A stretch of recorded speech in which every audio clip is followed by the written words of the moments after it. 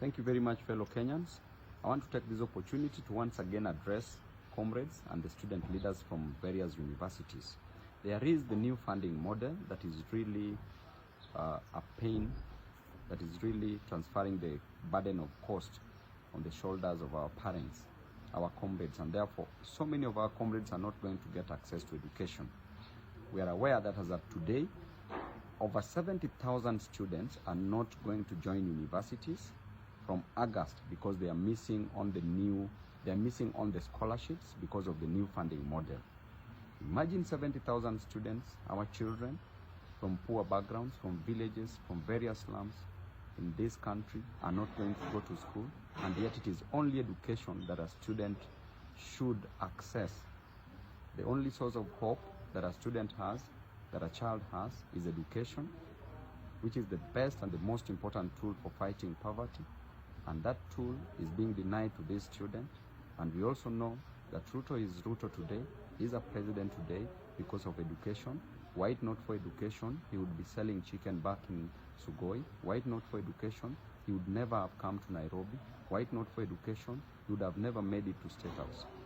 So therefore, student leaders, tomorrow as you meet the Principal Secretary for Education, Madam Beatrice, ensure that the new funding model is dropped tomorrow.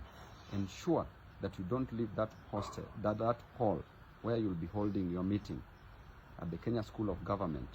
Ensure that tomorrow will be the day that the new funding model will never be heard of again. The new funding model is really restricting our students from getting education, our children, our brothers and sisters, our Gen Zs from getting access to education. And therefore, Ruto must rescind his decision on the new funding model. We want the old funding model where the help is available for our comrades. They are being financed to study, then they will pay later on. But this new funding model where a student must part with 300,000 Kenya shillings to get the least course, which is an art course, and a medical course, which is 600,000 Kenya shillings.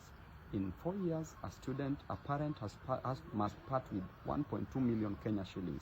A parent who is selling boga, who is selling omena, who is riding a boda boda, who is going from Jengo, who has never seen 20,000 shillings at once, has never held 20,000 shillings at one in his or her hands. You want to subject this parent to pay 300,000 Kenya shillings in a year, 1.2 million Kenya shillings in 4 years, honestly speaking, and this parent has other costs to take care of, has rent to pay, has other fees to pay for other children. This parent has other costs to take care of. We cannot accept that. So tomorrow, comrades, student leaders, do not disappoint this nation. Do not disappoint your constituents who are your students. Tomorrow, fight this thing once and for all. Do not agree and don't limit it. You can hold demonstrations in every university in this country and every college in this country. And the country must be paralyzed if at all the Ruto is still going to proceed with this new funding model. Thank you and God bless you all.